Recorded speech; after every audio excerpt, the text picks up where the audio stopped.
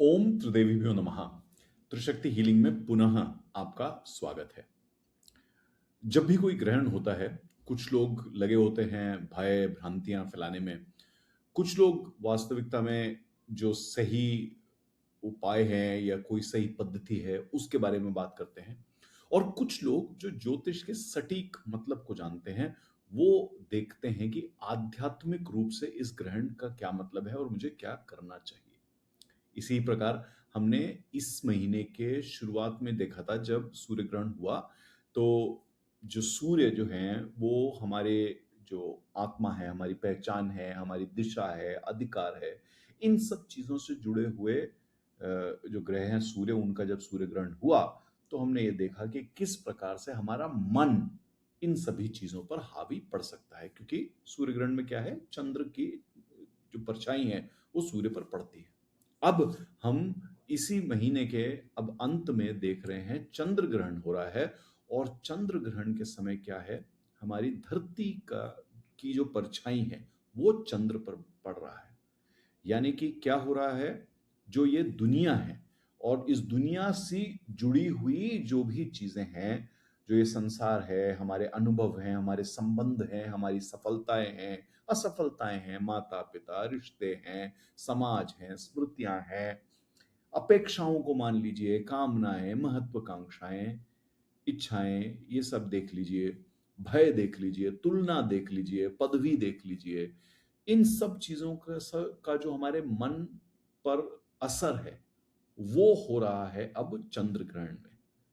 और मैंने सूर्य ग्रहण के समय भी कहा था कि कुछ ऊर्जाएं आती हैं लेकिन अगले 3 4 6 महीने तक रहती हैं। वैसे ही चंद्र ग्रहण में भी ये ऊर्जाएं उठ रही हैं, हमें ये सवाल उठ रहे हैं, प्रश्न उठ रहे हैं, चिंताएं उठ रही हैं, लेकिन इसका असर अगले 3 से 6 महीने पे रहने वाला है। तो अगर सूर्य ग्रहण में हमारी आत्मा, हमारी अंतरात्मा, हमारी दिशा और जो हमारी पहचान है, इन सब चीजों पर मन की परछाई पड़ी, और अब मन पर इस दुनिया की परछाई पड़ रही है, तो कहीं ना कहीं इस दुनिया की परछाई अब हमारी पहचान, हमारी दिशा, हमारे अधिकार पर भी पड़ेगी। तो ये सवाल हैं जो हमें समझने हैं कि क्या हो रहा है, क्यों हो रहा है, कैसा हो रहा है, किस प्रकार से ये दुनिया मेरे मन को झंझोड़ रही है, और मेरा मन मेरी पहचान, मेरे अधिकार, मेरी ताकत, मेरी अंतरात्मा को झंझोड़ रहा है। इन सवालों का हमें अपने लिए जवाब देना है। तो हमें ये नहीं पूछना कि मेरे साथ गलत क्या हो सकता है, मुझे ये हमें ये पूछने की जरूरत है कि मेरा मन ऐसा क्या पकड़े हुए है जिसकी वजह से मेरी पहचान, मेरी दिशा, हर चीज पर असर हो रहा है, और अब मुझे छोड़ देना चाहिए। अब सूर्य ग्रहण और चंद्र ग्रहण दोनों के होने के बाद ये सवाल बहुत ही महत्वपूर्ण हो जाता है हर एक के लिए। इसी सवाल से जुड़ी कुछ और चीज भी हम देखेंगे, बने रहिए मेरे साथ। मन से जुड़े 5 चीजें ऐसी हैं जिन पर हमें बड़े प्रश्न उठाने हैं अपने लिए, और हर लग्न वालों को कोई एक बड़ा प्रश्न पूछना है अपने आप से। मैं ये सभी चीजें आपको बताऊंगा। तो वापस आते हैं। तो अब जब ये चंद्र ग्रहण होगा तो हमारे अनुभव, संबंध, सफलताएं, असफलताएं, ये सभी चीजें जो परछाई डाल रही हैं, तो ये कहीं ना कहीं हमें पूछ रही हैं कि सत्य क्या है और आपका असत्य क्या है। क्या वो छाया है जिसके अंदर आप जी रहे हो। ये हमें ग्रहण से ये प्रेरणा लेनी चाहिए, ये समझना चाहिए कि क्या वो परछाई है जिसको हम हटा दें, क्या वो मिथ्या है जिसको हम मिटा दें, तो हमारा मन और हमारी अंतरात्मा स्पष्टता से हमारे जीवन को देख पाएगा और हम सही से जी पाएंगे। प्रश्न ये नहीं है कि ये चंद्र ग्रहण मेरे साथ क्या करेगा। प्रश्न ये है कि ये चंद्र ग्रहण मुझे क्या सिखा रहा है मेरे मन के द्वंद्व के बारे में, और मेरा मन जिस प्रकार से मेरी अंतरात्मा पर द्वंद्व कर रहा है उसके बारे में। भय, क्रोध, व्यक्ति से जुड़ी हुई चीजें, महत्वाकांक्षा से जुड़ी हुई चीजें, अतीत से जुड़ी हुई चीजें, स्वीकृति से जुड़ी हुई चीजें, आक्रोश से जुड़ी हुई चीजें, मेरे जीवन के जो सामाजिक संबंध हैं और माध्यम हैं उनसे जुड़ी हुई चीजें, जैसे सोशल मीडिया से जुड़ी हुई चीजें, तुलना से जुड़ी हुई चीजें, तो वो क्या चीजें हैं जिस पर मुझे स्वाध्याय करने की आवश्यकता है, जिससे मैं अपने जीवन के बारे में सीख पाऊं। ये हमें ये दोनों ग्रहण जो हैं, ये क्रमशः जो आए हैं और जिस प्रकार से ये आए हैं, उससे ये सवाल आते हैं। कभी कभी ये जो छाया की जो जो खेल है, जो सूर्य ग्रहण और चंद्र ग्रहण में जो छाया का खेल है, ये हमारे जीवन में उपस्थित छाया को सामने लाने के लिए ईश्वर ने रची हुई है। और एक और महत्वपूर्ण चीज देखिए जो हो रही है, सूर्य ग्रहण हुआ मघा नक्षत्र में। मघा नक्षत्र है केतु का नक्षत्र।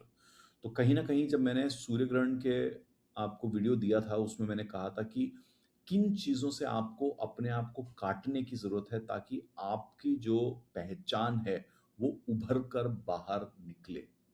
इसी प्रकार अब जब ये चंद्र ग्रहण हो रहा है, ये हो रहा है सतभिषा नक्षत्र में, और वो है राहु का नक्षत्र। राहु भ्रांति देता है, राहु और गलत चीजों को छेड़ता है तो उसको विस्तार दे देता है। तो हमें ये पूछने की आवश्यकता है कि मेरा मन किन भ्रांतियों से जुड़ा हुआ है। ये मैं आपको अभी थोड़ी देर पहले भी समझा रहा था।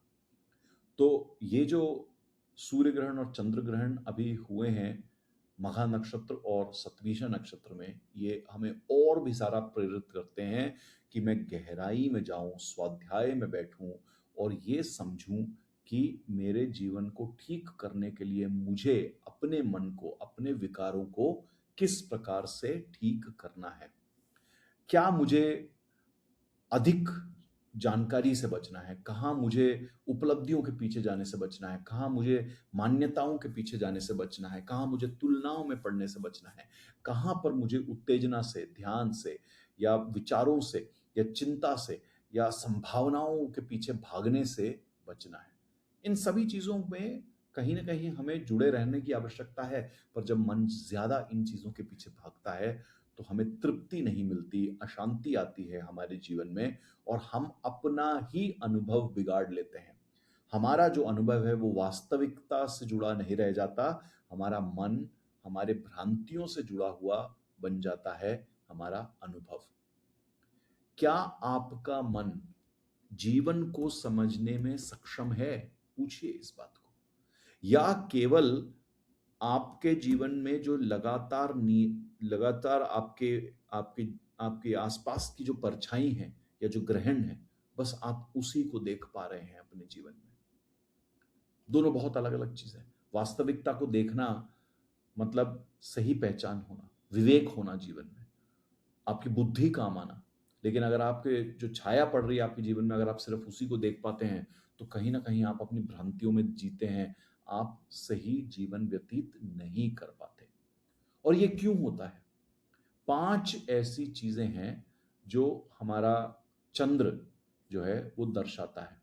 उन पांचों चीजों में कहीं ना कहीं परेशानियां आती हैं और हमें उन्हीं परेशानियों से अ, जो उन परेशानियों की जो परछाई है वो हमारे जीवन को कहीं ना कहीं अस्थिर बना देती हैं, उस रास्ते से हटा देती हैं जो हमें लेना चाहिए इस जीवन में।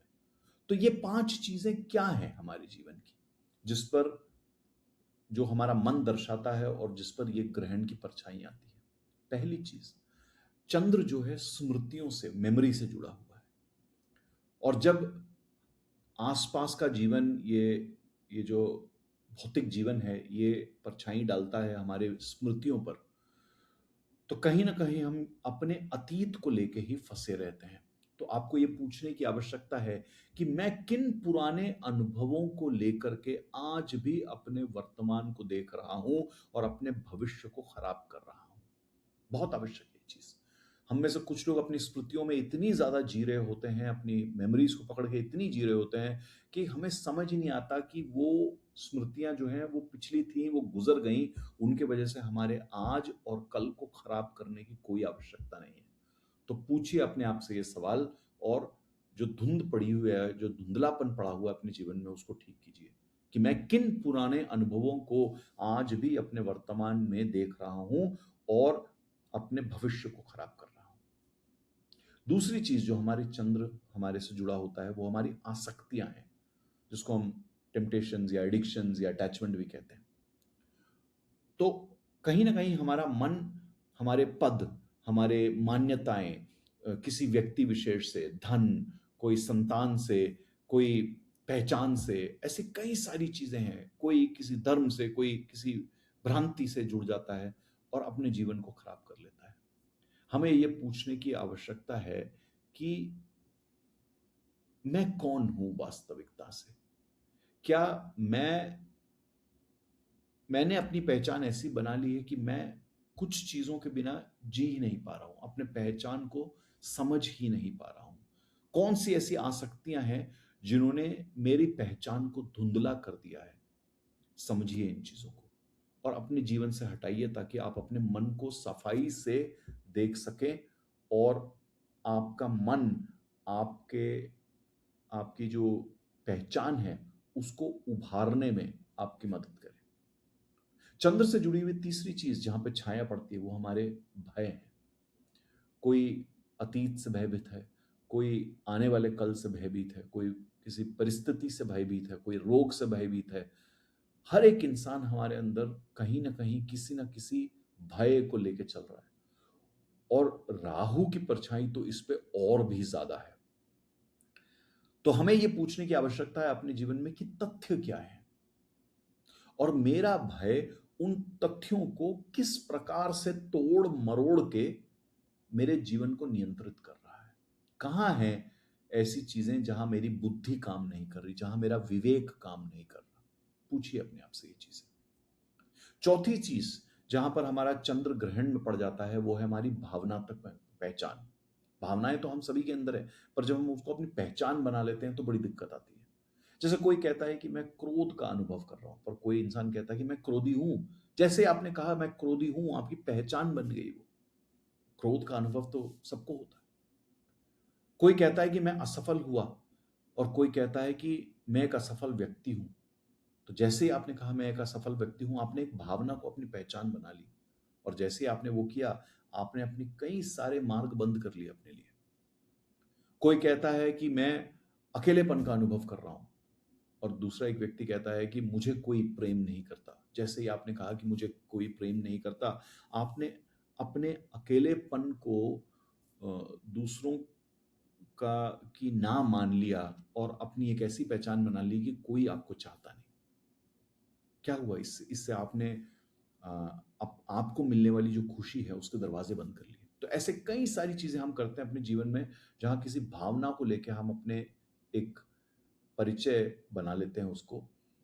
तो आपको ये पूछना है कि जो भी आप आज अनुभव कर रहे हैं, क्या वो एक आवश्यक अनुभव है, या वो अनुभव आपकी भ्रांतियों की वजह से आपको हो रहा है? पूछिए अपने आप से।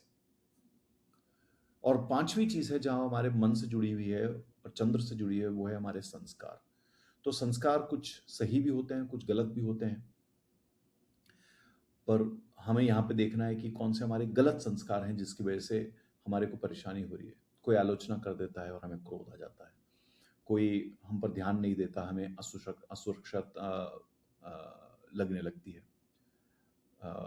कोई सफलता नहीं मिली हमें तो हम तुलना में पड़ जाते हैं। कहीं कोई बात बिगड़ जाती है तो हम घबराहट में पड़ जाते हैं। तो ये सभी कहीं ना कहीं ऐसे संस्कार हैं जो हमने कहीं ना कहीं किसी ना किसी से सीख लिए हैं। तो यहां भी ये चंद्र ग्रहण हमें प्रेरित करता है कि हम इसको समझें और इसको ठीक करें। तो इस चंद्र ग्रहण से अगर आप सही में प्रेरित होकर के आध्यात्मिक रूप से अपने जीवन को समझना चाहते हैं, तो अपनी स्मृतियों को साफ कीजिए, अपनी आसक्तियों को ठीक कीजिए, अपने भय को हटाइए, अपने भावनात्मक पहचान को ठीक कीजिए, और अपने संस्कारों को ठीक करिए। तब जाके कहीं इस दुनिया की जो परछाई आपके मन पर पड़ रही है वो हटेगी, और आपके मन की परछाई जो आपके अस्तित्व पर पड़ रही है वो हटेगी। इसको करने के लिए अब हम ये भी देख लेते हैं कि 12 लग्नों में हर एक लग्न को किन चीजों पर ध्यान देना है या किस प्रश्न को पूछना है। तो मैं बहुत ही संक्षेप में बताऊंगा, एक एक प्रश्न दूंगा मैं हर एक लग्न को, मैंने ऐसी ही एक चीज आपको बताई थी सूर्य ग्रहण वाले वीडियो में भी, अगर आपने वो नहीं देखी है तो उसको आप अवश्य देखिएगा। सबसे पहले हम देखते हैं मेष लग्न वाले लोगों के लिए। मेष लग्न वाले लोगों के लिए ये चंद्र ग्रहण एकादश और पंचम भाव को जोड़ रहा है, जो हम राहु केतु एक्सेस बोलते हैं।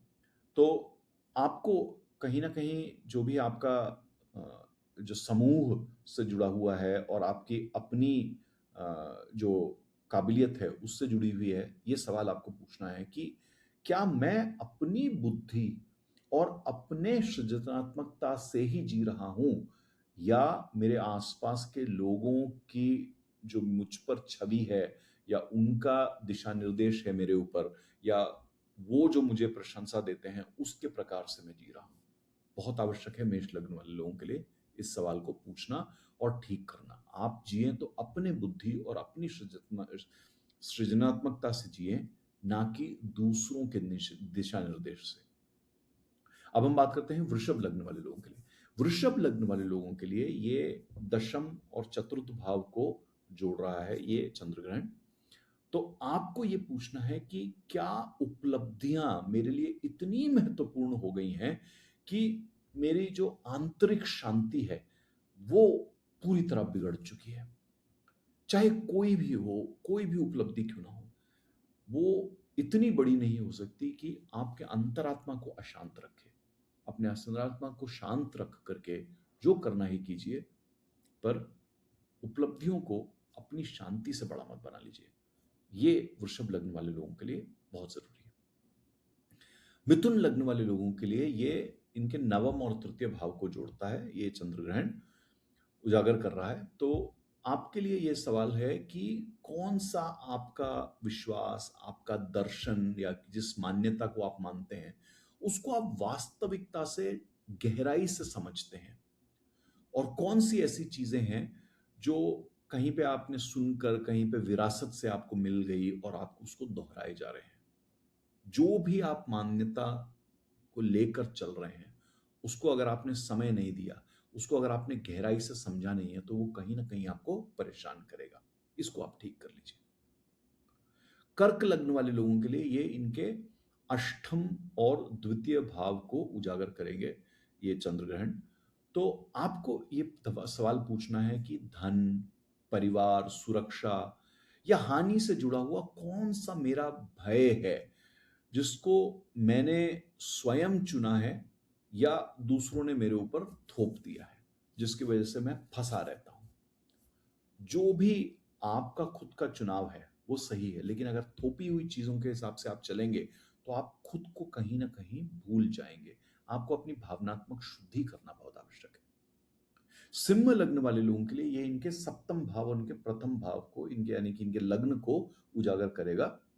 तो सिंह लग्न वाले लोगों के लिए ये प्रश्न उठ जाता है कि मेरी पहचान कितनी ज्यादा इस बात पर निर्भर है कि दूसरा व्यक्ति मुझे क्या प्रतिक्रिया देता है, मुझे क्या प्रशंसा देता है, या मेरी क्या निंदा करता है, या मुझ पर ध्यान देता है या नहीं देता है। अगर आपका आपका अस्तित्व, आपकी पहचान जो है पूरी तरह दूसरों पर निर्भर है, तो आप अपने लिए और दूसरों के लिए बहुत बड़ी परेशानी खड़ी कर रहे हैं। इसको ठीक कीजिए आप। ये दर्शन दोष है आपके लिए एक। जो कन्या लग्न वाले लोग हैं इनके लिए इनके षष्ठ भाव और द्वादश भाव को ये चंद्र ग्रहण उजागर करेगा। तो कन्या लग्न वाले लोगों के लिए ये पूछना है कि क्या मैं वास्तव में समस्याओं को सुलझा रहा हूं, या मैं चिंता में पड़ा हुआ हूं जिम्मेदारियों के बारे में, और दूसरों को भी उस चिंता से मैं परेशान कर रहा हूं या कर रही हूं। अगर आप जो भी वास्तविकता में आप चीजों को समझते हैं और उनको सुधारते हैं तो ये बहुत अच्छा है, लेकिन आप चिंता में फंसे हैं तो अपने आप को भी परेशान करेंगे और दूसरों को भी परेशान करेंगे।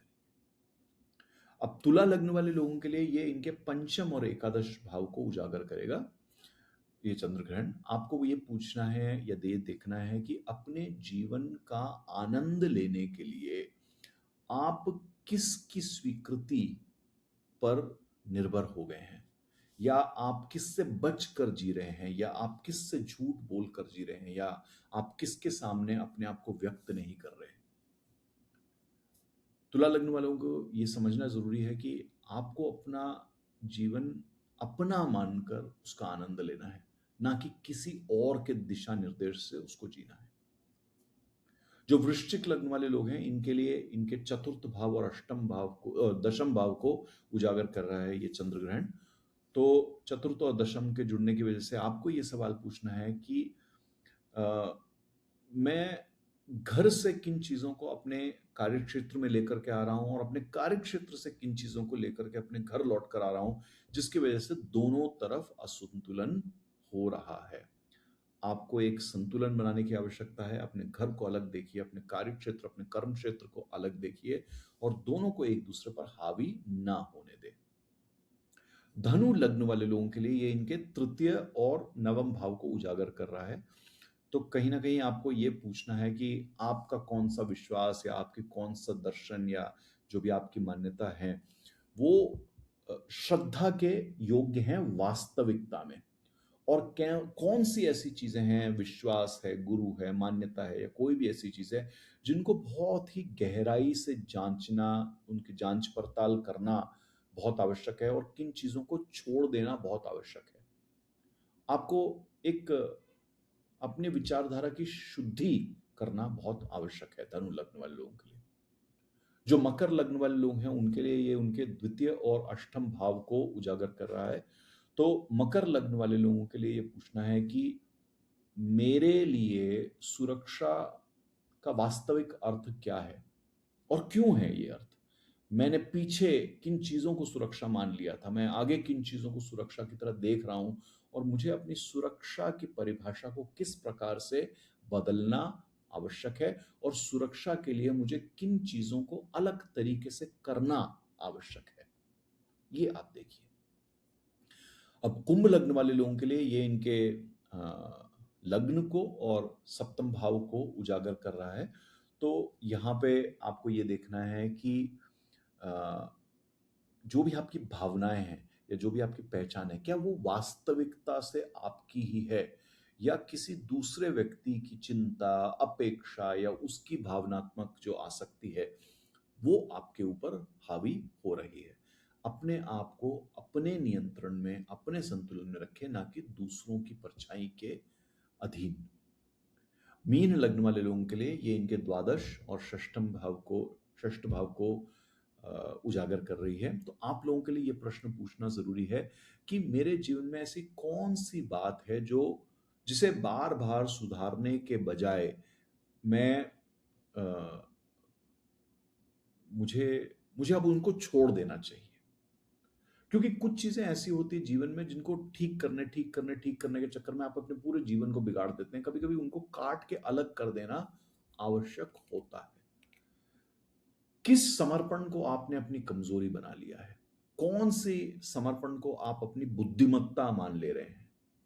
इस चीज़ को आप समझिए। तो कौन-सी ऐसी चीज़ है जिसको सुधारने के बजाय आपको अब उसको छोड़ देना चाहिए? ये पूछें मीन लग्न वाले लोग। तो ये थे 12 लग्न के लिए आपको क्या प्रश्न पूछने चाहिए। आखिर में बस इतनी सी बात कि ये चंद्र ग्रहण भारत से नहीं दिखेगा, तो सूतक काल और बाकी जो सावधानियां बरतनी होती हैं उनका उनकी कोई मान्यता नहीं है अभी इस बार के चंद्र ग्रहण में। बस आपको ये देखना है कि ये चंद्र ग्रहण हो रहा है और मघ नक्षत्र और शतभिषा नक्षत्र दोनों ही उजागर हो रहे हैं। इसकी वजह से आपके लिए जो वो ऊर्जा है, उस पर आपको ध्यान देना है।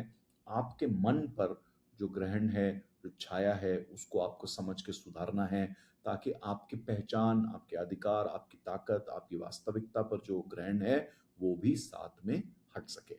आशा करता हूँ कि आप सही चीज़ों का चुनाव करेंगे अपने लिए और आशा करता हूँ कि माँ भगवती आपको सही मार्ग दिखाएँ, आपका मार्ग प्रशस्त करें।